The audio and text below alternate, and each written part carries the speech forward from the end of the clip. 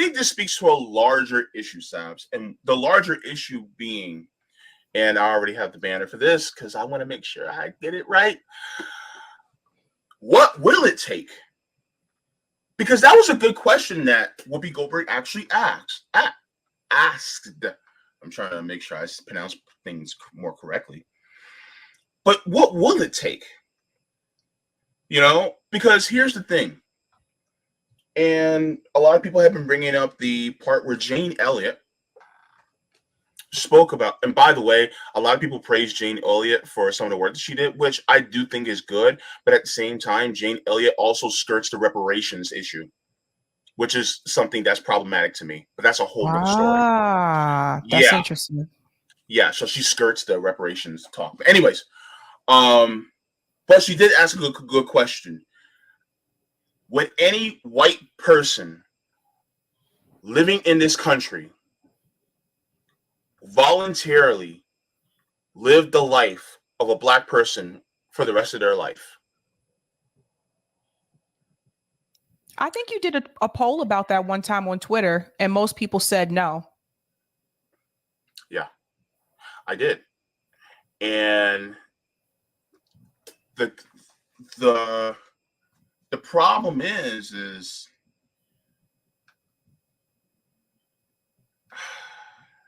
I think some of these people are outraged at the fact that, yeah, if we saw more white people being brutalized by the police, there probably would be more informed. They probably would. Here's the thing. And here's the funny part. Remember Ronald Reagan? Ronald Reagan was actually for gun reform. You want to know how? You know the history, Sabs. That's right. He was fine with Second Amendment until the Black Panthers showed up armed with guns. And it was Ronald Reagan was the one who pushed back against that. Mm-hmm. And Ronald Reagan implemented gun reform. Yep, that was in California. So what would it take to get us gun reform? Black people. What would it take to get police reform? White people getting beaten in the streets and brutalized. That's what it would take. Will it happen? No. Do I want it to happen? No. Does Whoopi want it to happen? No. A lot of us don't want it to happen. The problem is that, unfortunately, some people do not empathize with the humanity of other people unless someone who looks like them, something negative happens to them. That's the problem. And so how many people who are conservative were like, we don't need universal healthcare, until they actually got screwed by the healthcare system? I think for a lot of people, if they're not directly affected, they don't see the sense of urgency.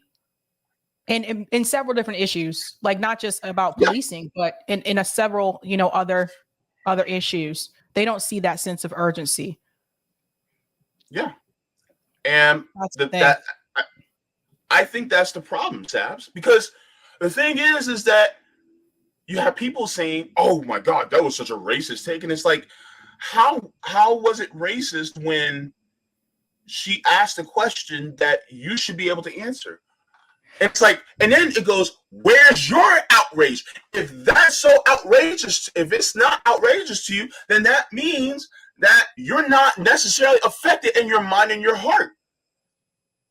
And if you're constantly making excuses for the beating of Tyre Nichols, for the killing of George Floyd, for the murder of Sandra Bland, if you're constantly taking up for police in regards to Breonna Taylor, then maybe, just maybe, a Seth or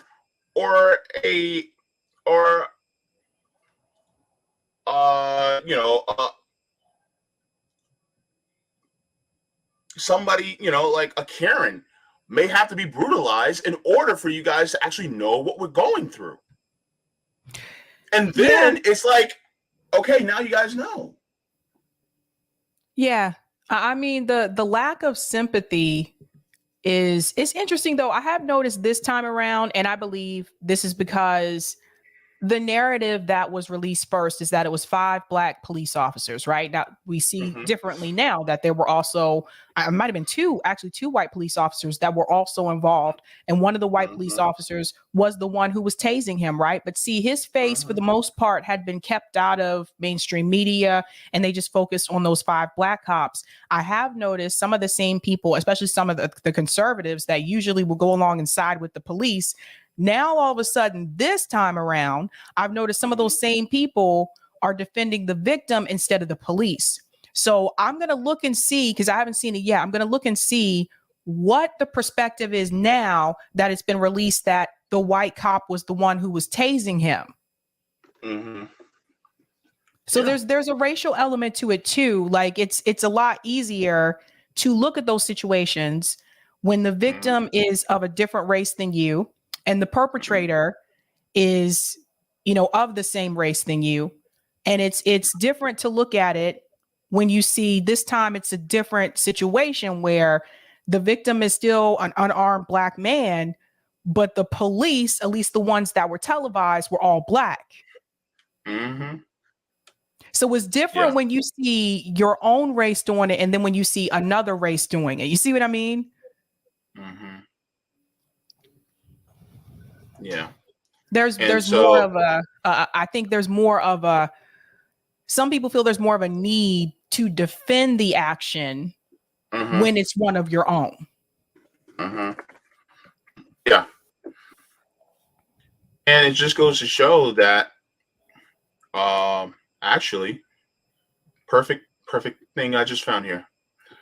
I'm going to share my screen really quick because a lot of people are not up to speed on what's going on with the Tyre Nichols case. Kasim Rashad has a lot of great takes, but Kasim Rashad has a tweet says, a white officer named Preston Hemphill also tased Tyre Nichols, remarking, one of the prongs from my taser hit the bastard. I hope they stomp his ass. Yep. He's only been suspended. And that's only after it was released on social media where people were calling it out. Not quite sure why the white cop isn't facing the same accountability as the 5 Black cops. So this is him, Preston Hemphill, right? Let's continue. Says, why is Hemphill protected? A white Memphis cop involved in the fatal arrest of Tyre Nichols, who was caught saying he hoped the officers stumped his ass, was relieved of duty shortly after January 7th stop, but his name wasn't made public until Monday. After the protests had already happened. And why is he not charged? Why is he not charged? By the way, and this has also been shown in the video, is that the first person who tased Tyre Nichols was aiming for his crotch. And I played the video about the motive behind the officers stopping Tyre Nichols in the first place. Rome actually showed me. I don't know if you want me to show you, Sabby. I'm not sure if you actually seen it before. The video? I saw the video. It was kind of dark. Well, no, this is not the beating video, but this is actually somebody on TikTok actually talking about the motive behind stopping of Tyre Nichols. Oh, yeah. Play that. Because I don't think everybody heard this part. Okay. All right. Yeah. So I will play that really quick. And because this is also going to be it's kind of shocking, but it also needs to be talked about too. Because this actually talks about defunding the police. It strengthens our argument even more. All right. So some of you guys may have seen this on Tuesday when me and Rome were talking about this, but some of you may have not seen this. But this is going to be an interesting part as well. So let's go. He says, "Hey, good morning," which it sounds like me, but anyway, go ahead. Morning, and what a difference a day makes. Just 24 hours ago, we were wondering if more than 5 officers were involved in the beating death of Tyre Nichols. And today we find out, it's seven. 7 officers were involved in the beating of Tyre Nichols, and all of them have been relieved of duty in some way, form, or fashion. According to a statement from the Memphis Police Department, on January 8th, just one day after Tyre Nichols died, 7 officers were relieved of duty. That means Chief Davis lied when she stood in front of the world and told us that 5 officers were involved in the beating death of Tyre Nichols, when she knew good and well 2 more officers were involved, but for some reason she decided to hide their identities. And like my mom always say, what's done in the dark always comes to the light. And we found out that Officer Preston Hemphill was the 6th officer who was involved in the beating death of Tyre Nichols. Now, Preston here was one of the first officers involved in the beating death of Tyre Nichols. Not only did he say, "I hope they stomp him out," but he also tried to tase him on multiple occasions. He's seen here attempting to fire his taser into the genitals of Tyre Nichols. That's one leg, that's a knee there, and that gun is pointed right at his nuts. Now, Hemphill and another officer's identity were kept secret while they were relieved of duty. But what Can does you pause relieved for a of second, JB? duty mean? I just want to say really quick. Now do you guys see why he got up and ran away? Mm-hmm. Because he was already on the ground and they were still tasing him. Do you see what was happening here? Yeah. Mm-hmm. I was trying to tell you it was skipping a little bit. I didn't know if you wanted to send me the link. Oh, okay. I can send you the link too. Okay. Because I want to make sure everybody gets the full context of everything. Because if it skips, sometimes you're more focused on the skipping than the message. Yeah. There you go. Oh, it says StreamYard. The TikTok link, the link to the video. Oh, see, sorry. People are about to see double. They're about to see double Sabbies in here, like that double vision. The 80s songs. All right, let me try it on my end. Yeah. Here we go. Let me share. So the play and pause is on the lower left-hand side. So it starts playing as soon as you open it. So just let you know. Okay. JB's saying this to me because he knows I don't use TikTok much. I'll be like, what? Why? How? Okay. Hey, good morning, and what a difference a day makes. Just 24 hours ago, we were wondering if more than 5 officers were involved in the beating death of Tyre Nichols. And today we find out, it's 7. 7 officers were involved in the beating of Tyre Nichols, and all of them have been relieved of duty in some way, shape, form, or fashion. According to a statement from the Memphis Police Department, on January 8th, just one day after Tyre Nichols died, 7 officers were relieved of duty. That means Chief Davis lied when she stood in front of the world and told us that 5 officers were involved in the beating death of Tyre Nichols, when she knew good and well 2 more officers were involved, but for some reason she decided to hide their identities. And like my mom always say, what's done in the dark always comes to the light. And we found out that Officer Preston Hemphill was the 6th officer who was involved in the beating death of Tyre Nichols. Now, Preston here was one of the first officers involved in the beating death of Tyre Nichols. Not only did he say, "I hope they stomp him out," but he also tried to tase him on multiple occasions. He's seen here attempting to fire his taser into the genitals of Tyre Nichols. That's one leg there, that's a knee there, and that gun is pointed right at his nuts. Now, Hemphill and another officer's identity were kept secret while they were relieved of duty. But what does relieved of duty even mean? Well, legally, it means someone who's awaiting disciplinary procedures, an employment condition during which a member is not required or permitted to perform assigned duties, but retains pay status. That means 2 officers got a paid vacation while 5 officers were fired, arrested, and placed in jail. Meanwhile, the Memphis Fire Department got rid of 2 EMTs and a lieutenant because they did not meet the expectations of the Memphis Fire Department because they failed to render aid in a proper manner. And 2 deputies from the Shelby County Sheriff's Office have been given paid vacations pending an investigation as to their role in the beating of Tyre Nelson. So that's 7 police officers, 3 members of the fire department, and 2 sheriff's deputies that are some way involved in the death of Tyre Nelson. That's 12 people. That's 1, 2, 3, 4, 5, 6, 7, 8, 9, 10, 11, 12. Now get this. The police chief says she doesn't understand why Tyre was pulled over in the first place since he broke no traffic violations. But word on the street is Tyre was dating one of the officer's ex-girlfriends. Jaybe, in that case, if there wasn't a traffic violation and he was dating one of the officer's ex-girlfriends, could they argue that this could have been premeditated? That's murder 1. That's murder 1. That's first degree murder. It's premeditated murder. Yeah. All right, let me finish.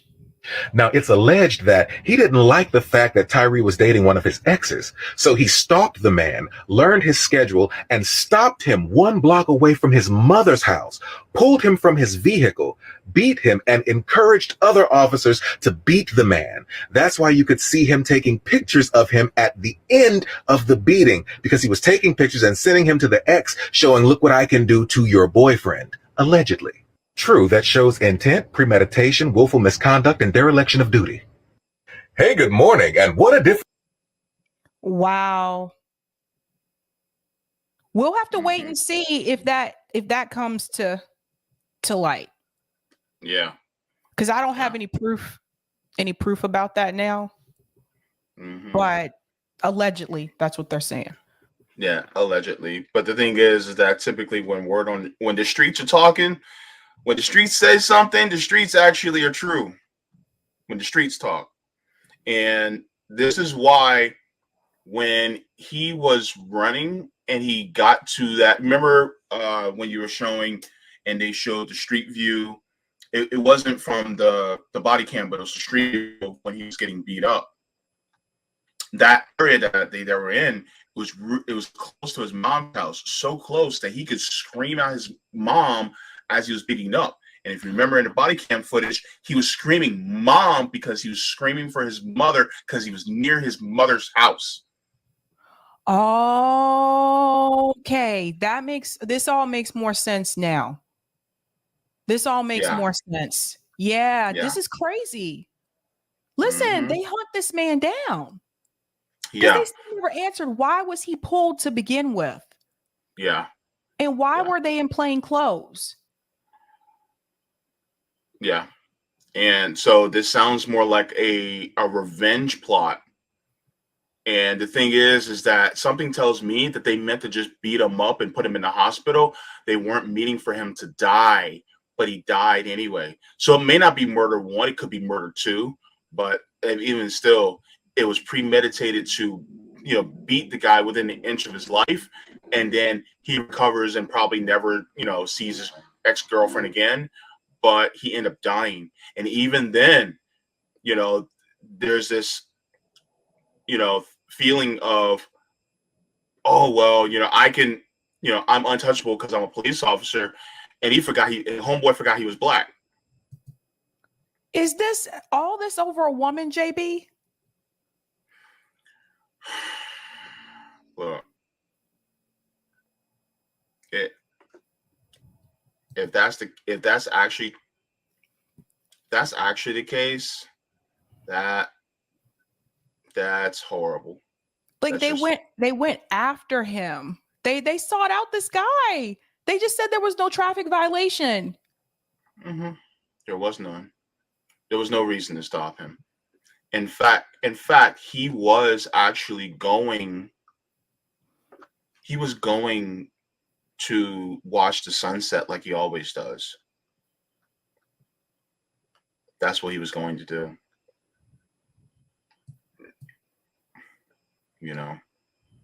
That's the problem. There's a couple of super chats that I want to get to, if that's okay. Yeah. So thanks for the super sticker, Appeting71. Thank you so very much for that. Griff the Magician says, just like in A Time to Kill, imagine the victims are white. JB is right. Drugs was just a minority issue until opioids hit the burbs. Yep. And then Steve asks, is the ex-girlfriend thing for real? It's alleged because that's what the streets are saying. And especially if you're from the hood, if the streets are talking, that's typically what it is. But you have to have proof in order to say what the streets are saying. But word on the street is pretty much legit for the most part. So if word on the street tells you something, see, here's the thing, especially for a lot of us that live in the hood. Word on the street about what has actually happened is actually, you can take that to the bank more than you can take when a police officer makes a claim. That's how word on the street is. Yeah, because we know most of the time the police department isn't telling the truth. A lot of the times they're not telling the truth. So, yeah. So that's what happens. The problem is that the corporate media and local media, they don't pay attention to what the streets say because they don't want to listen to what the streets say. They go to the police and listen to what they say, which is a very deeply one-sided view. Yep. So, yeah. And we'll never get to know Tyre's side of the story either because they killed him. Yeah, definitely. We'll never get to know. And that's the sad part, man. And Tyre, from what I heard, he was just a good guy, man. And even if he was a bad person, he didn't deserve to die. You know what I'm saying? Talk about excessive use of force. Like even the tasing, that's why I was like, why are they yelling at this guy to get on the ground and he's already on the ground? Yeah. And they're like, give me your hands. And they're holding his hand.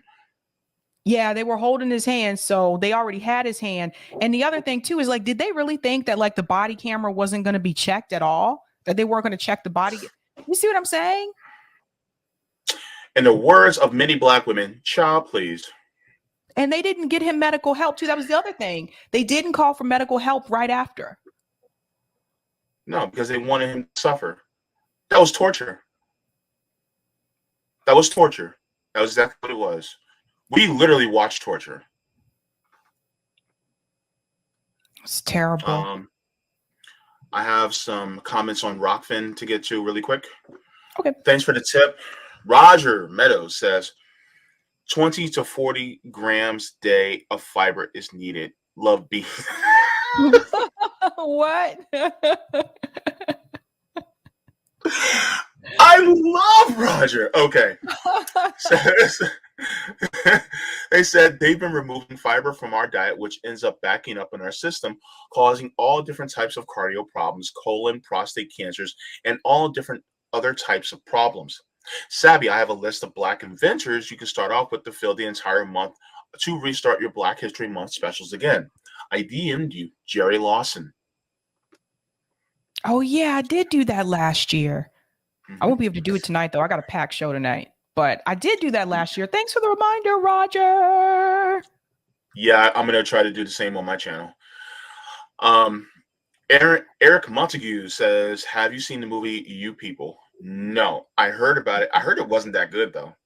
I don't know. But I know it has Eddie Murphy and Neil Long. I know they're in it. But and oh yeah, Jonah Hill, he's also in it too. Drew Text says sometimes it does suck being white, and that I don't exactly get to call out Xavier for being the house Negro that he is.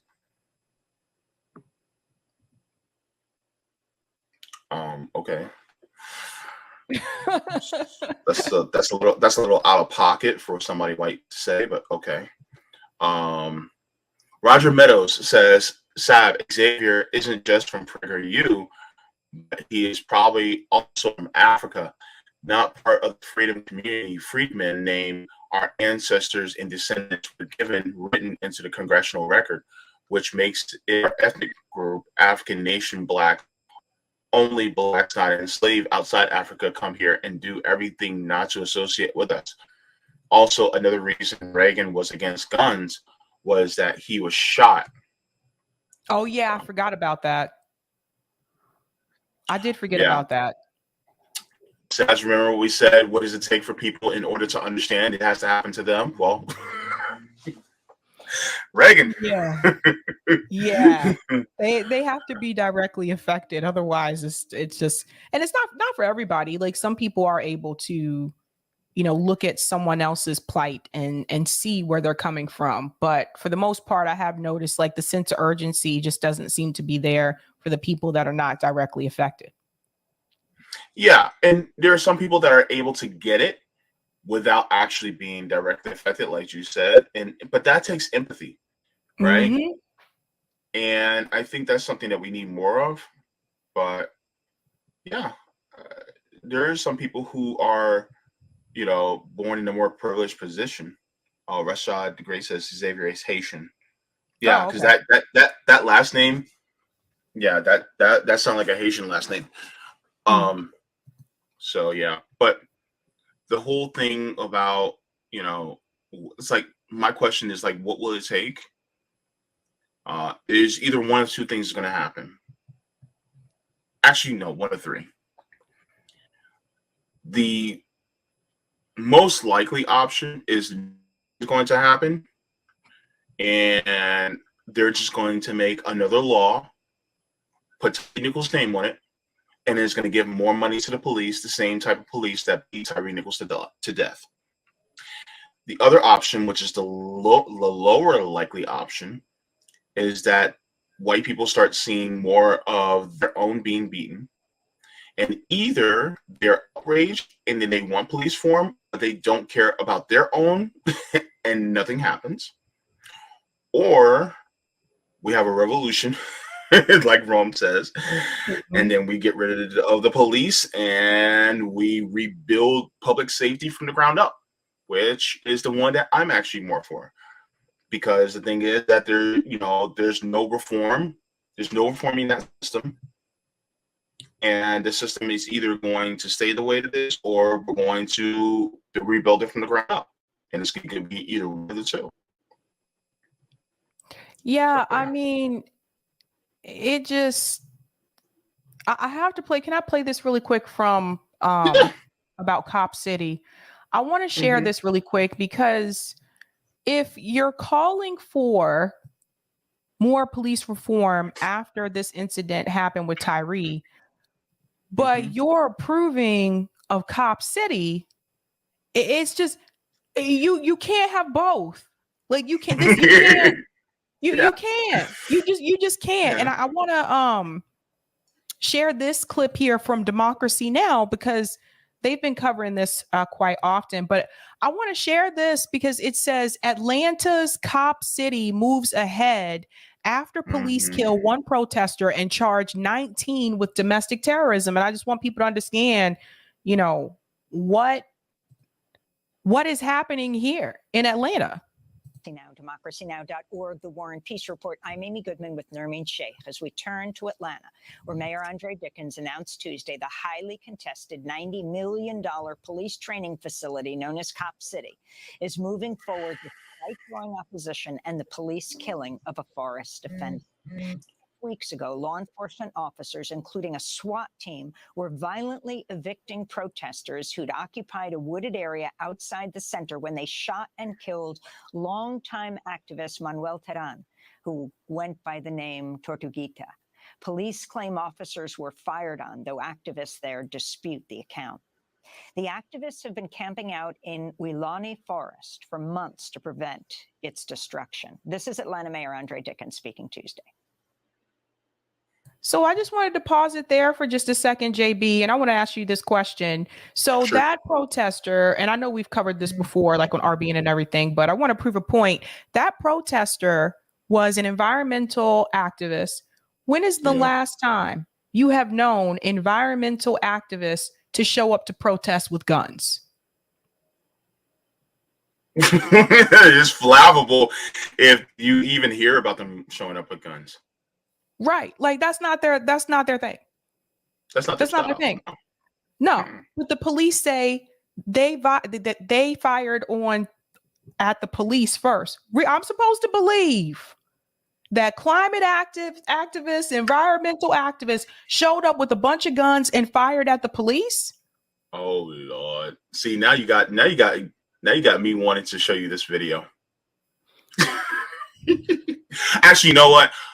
I'm gonna have you play it because I don't want to have that thing starting buffering again. But I'm gonna send you this link, and you're gonna be like, "Oh." All right, let me finish. Let me share what the mayor said, and then. Okay. Today, I am pleased to report that we have reached an agreement with DeKalb County to issue the construction permits and begin to move the project forward. My administration is aggressively committed to environmental protection. We have been uniquely focused on expanding our protected green spaces in the city. In my first year of office alone, the city of Atlanta and our partners acquired an additional 260 acres throughout the city to be used for parks and green space. At the news conference, a reporter asked Police Chief Darren Charbaum if any protesters were still occupying the proposed Cop City site. This was his response. Yeah, as of this time, everyone has availed themselves of our request to vacate the area. Meanwhile, outside City Hall, protesters chanted Cop City will never be built. This is community organizer Micah Herskin.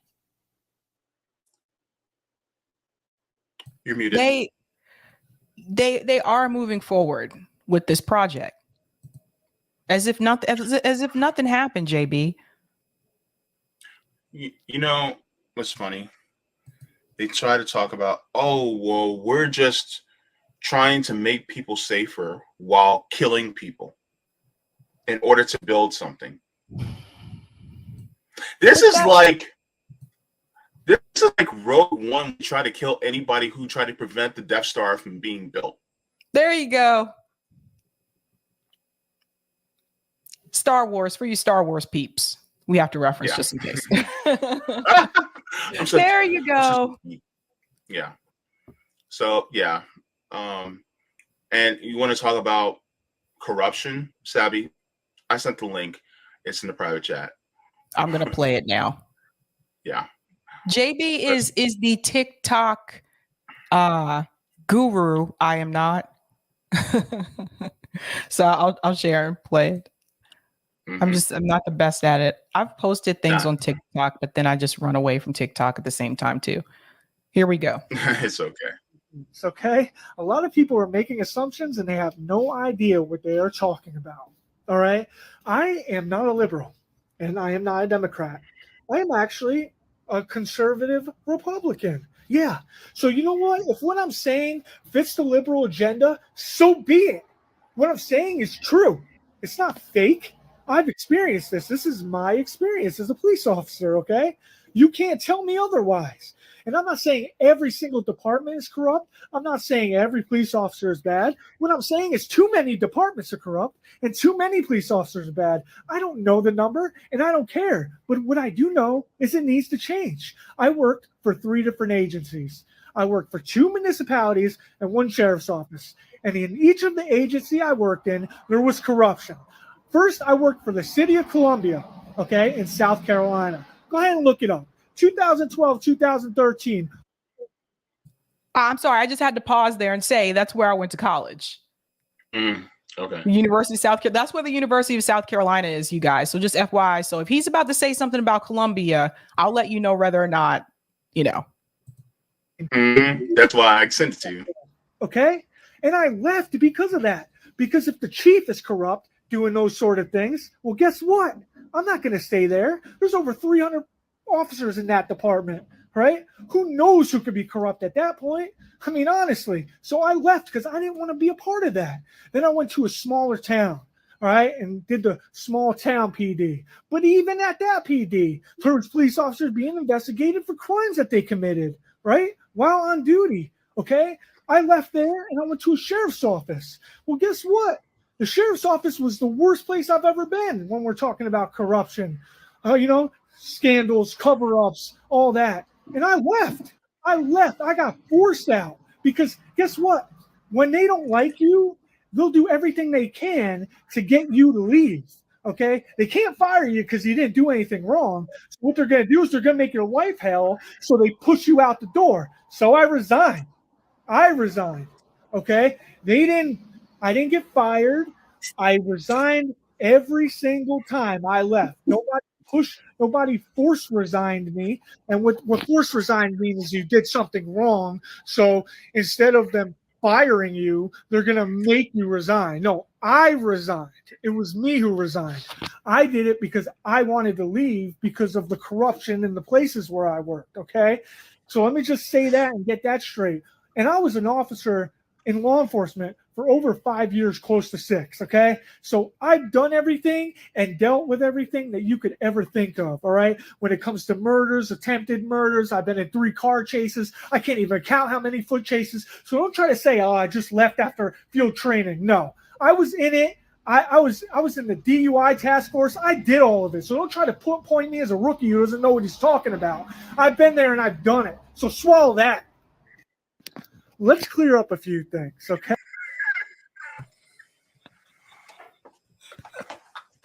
Put that in your pipe and smoke it. He said, so swallow that. I was not expecting that, Jaybe. I know, right?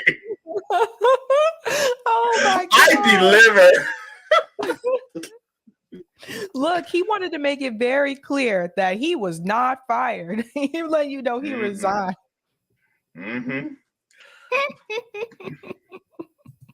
But this goes to the larger issue, though. When we were talking about corruption, they are inherently corrupt. It's not one bad apple. And I love when people go, oh, there was just a bad apple. And I'm like, finish the phrase. Finish it. Oh, Lord, blazing Trey. Put that in your coffee and drink it. But I think the point that he's trying to make here is that he worked at different police departments, different levels, whether it was the sheriff's office and the Columbia police department. So he's letting people know, like, he tried 3 different, it sounds like 3 different options for that field. And there was no different. It just didn't matter. Like, nowhere he went, it was still corruption. Yeah. And the crazy part is that that's coming from a former cop. So if that's coming from a former cop, then you can imagine. And a lot of this corruption goes all the way up to the chief. Yep. Either the chief or the sheriff. If it's going all the way up that high. And the corruption, Jaybe. The corruption, like, he's like, they were all corrupt. And let's all remember, what did he say? He's conservative. Yep. The only difference is he's actually telling the truth. Yep. And so when people go, oh, well, we can't defund the police because what we're going to do, they don't do anything. So if we defund them, we're just releasing a bunch of money because they don't do anything. The hell? That's just trimming the fat. That's just getting rid of dead weight. Carlos Magus says, after the proletariat take over, what do you guys think we should do with Copland? Tear it down and rebuild homes? Well, I don't think sorry, go ahead. I don't think anything was supposed to be built on that land because it's supposed to be protected land, from what I understand. Yeah. So I was about to fix what I was going to say. Just tear it down and give it back to the people. A $90 million facility, by the way. $90 million that they could have invested in communities in Atlanta. Yeah. They and never surrounding communities. Yeah, like, they don't put the money where it's supposed to go. It's like like I said about the statue here in Boston, the MLK statue, where most people don't even know what it's supposed to be, right? That was $10 million, you guys. And I said, why not put that $10 million into Roxbury Why not put that $10 million into Mattapan, into low-income Black and brown neighborhoods in Boston instead? Why not put that $10 million back into the education system in Boston so that kids don't have to go to these charter schools or hope they get into the charter schools or hope that they get a part of the educational lottery to hop on a bus and go to the good schools in Newton? Like the way the money is spent in these cities is not spent in the right way. It's not invested back into the communities the way that it could and should be. They spend it on stupid things like $90 million. Do you know what they could have done with that money? Yeah. I mean, Boston spent $10 million on a bronze schlong. Sucks. Golly. You know, and then on top of that, you know, they're spending $90 million on Cop City, or like, as I like to call, a pig pen. Mm-hmm.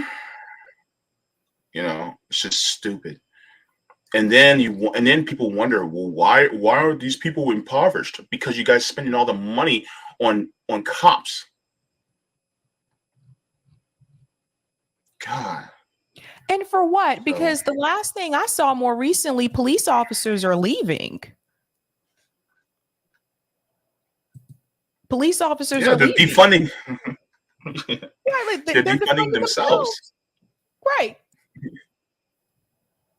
So to me, it's just, I feel like they're just getting prepared for the next big protest that could happen. It's going to happen. It's going to happen. And this is basically just set up for war, for basically warfare, municipal warfare. Basically what it's going to be. That's what I see. And so it kind of goes with the line of, you know, what will be asked, what will it take? It's going to take a lot, you know. And the thing is that one of the things I made a statement, and I talked about capitalism's fulfillment being slavery.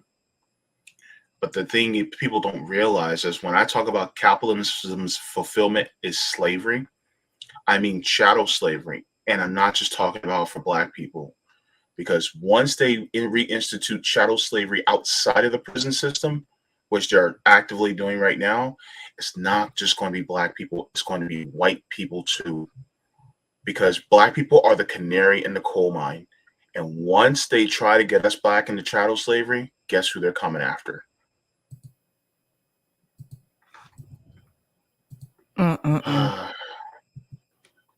That's how I see it.